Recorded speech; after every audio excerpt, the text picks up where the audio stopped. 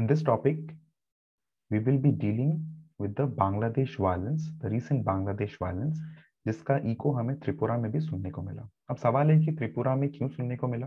इसका रीजन ये निकल के आता है कि त्रिपुरा का लॉन्ग बॉर्डर है बांग्लादेश के साथ।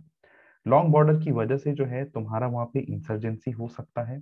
इंसर्जेंसी, दूसरी चीज लॉन्ग बॉर्डर की वजह से तुम्हारा माइग्रेशन का इशू निकल के आता है। माइग्रेशन की वजह से वहां की सोसाइटी में, वहां के टेरिटरी में तुम्हारा कम्युनल डिवाइड देखने को मिल सकता है, जिसकी वजह से एक सोशल फॉल्ट लाइन डेवलप हो जाती है। सोशल फॉल्ट लाइन किस किस चीजों में डेवलप हो जाती है तुम्हारी, इन टर्म्स ऑफ लैंड में, देन तुम्हारा लैंग्वेज में भी हो सकता है, क्योंकि नॉर्थ ईस्ट एरिया में जो है बहुत सारी लैंग्वेजेस एग्जिस्ट करती है, बहुत सारे एथनिक ग्रुप्स एग्जिस्ट करते हैं। तो जिसके अलग अलग लैंग्वेजेस होंगे, उनका फेथ होगा, उनका कल्चर अलग होगा, तो कहीं ना कहीं जो है वो चीजें उभर के आती हैं, वो चीजें कॉम्प्रोमाइज होना स्टार्ट हो जाती हैं। अगर त्रिपुरा की अगर हम बात करें, तो ये एक की प्लेयर के रूप में इमर्ज होके आता है इंडिया की एक्ट ईस्ट पॉलिसी में। क्यों? क्योंकि ये जो इंडिया की जो एक्ट ईस्ट पॉलिसी है, this is this bedrock for the friendly relation with Myanmar and Bangladesh. अब सवाल यह है कि करना क्या चाहिए कि इस तरीके का इवेंट जो हो वो ना हो। तो उसका सॉल्यूशन सबसे पहले निकल के आता है कि हमें बात करनी चाहिए, बातों से जो है चीजों को सुलझाना चाहिए। दूसरी चीजें जो है exploring out of the box solutions with in the federal framework. Federal framework यहाँ पे दो चीजों में हो सकता है। पहली चीजें ये हो सकती है कि इंडिया बांग्लादेश आपस में बात करें इस चीज को लेके, और दूसरा ये हो सकता है कि सेंट्रल गवर्नमेंट जो है और वहां की जो तुम्हारी स्टेट गवर्नमेंट है, वो जो है आपस में बात करके देखें कि किस किस तरीके से जो है और किस किस तरीके से जो है चीजों को सुलझाया जा सकता है। ओके, नेक्स्ट हम बात करेंगे a step to small an advisory on removing queer phobia. So this queer का मतलब ये होता है, this is something that is related to LGBTQIA+ community को। ठीक है, okay.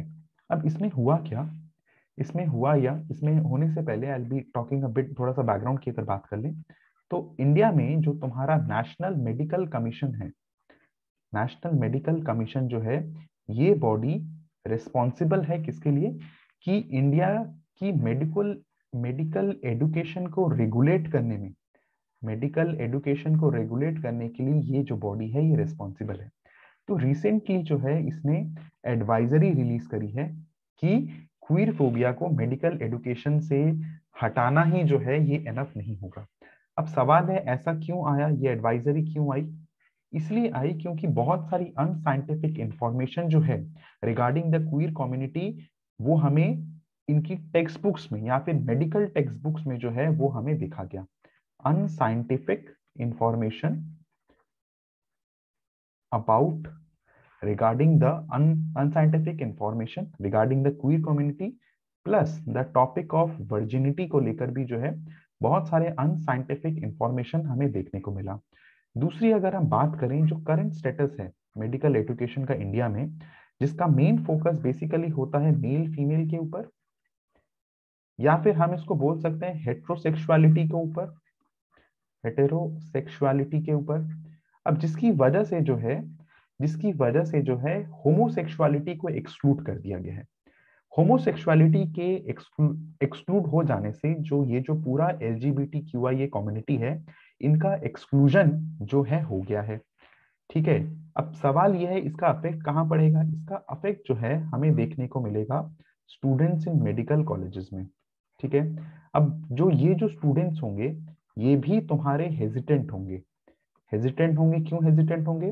To share their queer identity openly. और अगर कर भी देते हैं तो इनको जो है अब्यूज फेस करना पड़ता है। अब यहाँ पे एक चीज समझने की कोशिश करते हैं। अच्छा, उससे पहले स्टूडेंट जो तुम्हारा फैकल्टी मेंबर होता है, उसको भी डिस्क्रिमिनेशन जो है फेस करना पड़ता है। तो जिसकी वजह से ये हो सकता है कि स्टूडेंट और फैकल्टी अगर ये चीज फेस कर रही है, तो हो सकता है कि फ्यूचर में जो है इनसे रिलेटेड हेल्थ प्रोफेशनल्स में तुम्हारा नंबर डिक्लाइन होता नजर आए। ठीक है, तो तो फ्यूचर हेल्थ प्रोफेशनल्स जो कि तुम्हारी क्यूर अफर्मेटिव मेडिसिन को प्रैक्टिस करेंगे, हो सकता है कि इनमें डिक्रीज देखा पाए। अब एक चीज समझने की कोशिश करते हैं कि फॉर एग्जाम्पल ये तुम्हारा स्टूडेंट है, दूसरे यहाँ पे तुम्हारा फैकल्टी है, ठीक है, फिर यहाँ पे तुम्हारा डॉक्टर है और ये तुम्हारा पेशेंट है। तो कहीं ना कहीं जो है अगर स्टूडेंट को हेजिटेशन होगा, अगर फैकल्टी को हेजिटेशन होगा, तो कहीं ना कहीं जो है डॉक्टर में अगर हेजिटेशन होगा, पेशेंट को हेजिटेशन होगा, तो कहीं ना कहीं जो है हमें एक विशियस साइकिल हमें देखने को मिल रहा है, कहीं ना कहीं हमें एक विशियस साइकिल नजर देखने को मिल रहा है। अगर पेशेंट अगर डॉक्टर के पास नहीं जाएगा, ठीक है, अगर डॉक्टर के पास नहीं जाएगा, इनफैक्ट अगर मान लो डॉक्टर ही ना हो, इससे रिलेटेड अगर डॉक्टर ही ना हो, तो ये जो है तुम्हारे नॉर्मल डॉक्टर के पास जाएगा, ठीक है, नॉर्मल फिजिशियन जो होंगे, जो कि उस कम्युनिटी से बिलोंग नहीं करेंगे, तो ये पेशेंट जो है थोड़ा हेजिटेंट हो सकता है।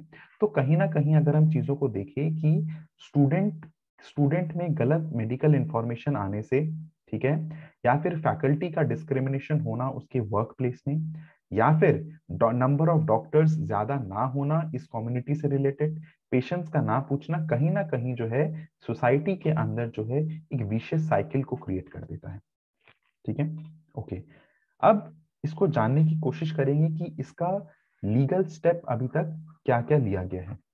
अगर हम लीगल स्टेप की अगर हम बात करें, तो सबसे पहला जो है तुम्हारा transgender person act, transgender person act जो आया था कब, जो आया था तुम्हारा 2019 में।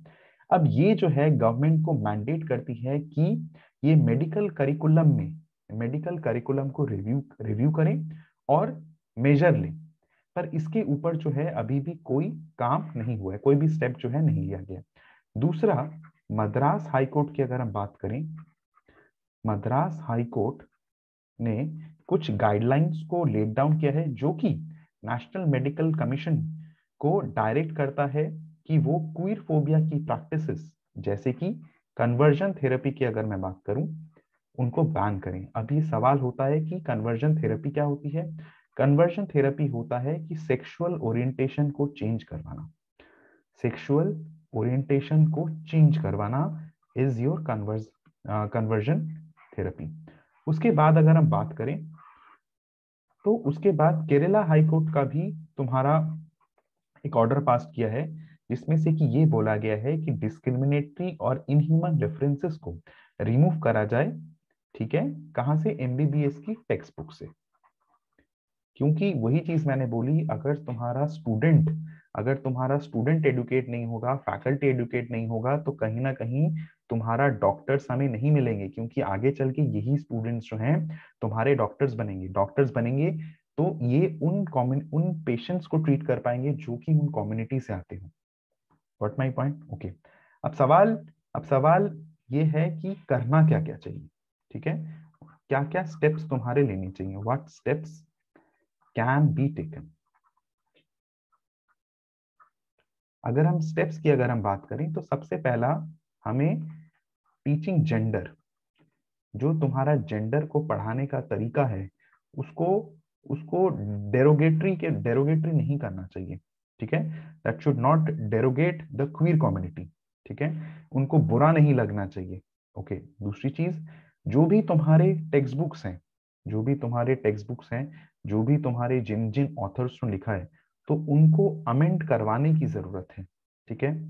तीसरी चीज जो है, ये सब के बाद हमें जो फ्लॉ है उसको रिकॉग्नाइज करने की जरूरत है, बिकॉज जब तक रिकॉग्नाइज नहीं करेंगे फ्लॉ को, तो उसका इंप्रूवमेंट होना मुश्किल है। तो रिकॉग्नाइज करेंगे फ्लॉ को, ठीक है, जो कि तुम्हारे करिकुलम में है, और जो भी चेंजेस रिक्वायर्ड है उसको हम एक्सप्लिसिटली स्टेट करेंगे, ठीक है।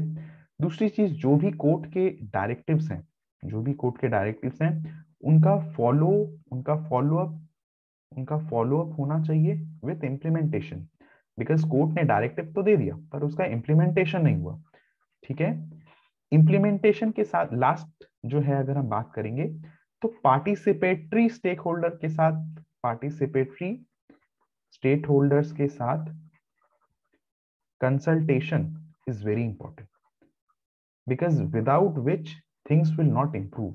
एंड विदाउट विच जो इक्विटेबल एक्सेस है हेल्थ केयर का, वो फार अवे ड्रीम ही रह जाएगा फॉर क्वीर पर्सन। सो अगर हम बात करें इस टॉपिक को किस किस चीजों के साथ हम जोड़ सकते हैं, तो अगर हम इसकी बात करते हैं द फर्स्ट पार्ट, तो इसको हम जोड़ सकते हैं, पहली बात इंटरनल सिक्योरिटी से हम जोड़ सकते हैं। दूसरा, इसको हम इंटरनेशनल रिलेशन से जोड़ सकते हैं।